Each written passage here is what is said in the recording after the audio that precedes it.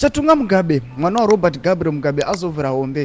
Ataura mashoko ekuti vanhu vabva vawetowedzera shungu nekubatikana pamoyo pavo. Asi mashoko aya aiwa ndeetsamba yanoti mashoko akataurwa na Robert Gabriel Mugabe aiwa asati afa. Pane mashoko akasiya ataurirwa. Saka mina mashoko ataura aiwa ndokapepe pandobva ndakuti chibva wasubscribe wolaika wotina on the bell icon. Nekuti Chatunga Mugabe ane pa X yendo pake onyera achiti, before my father died, Gora Robert Gabriel Mugabe, he called us and said these 3 words: love your country. Together with my brother Junior and my humble sister Bona, we promise to love our country wholeheartedly and support President Mnangagwa's Vision 2030.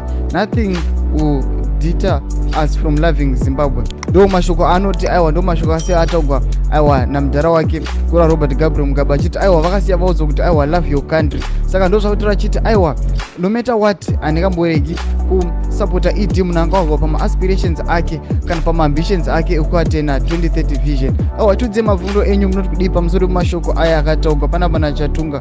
Penya comment section medu musangano subscribe kulike channel on the bell icon.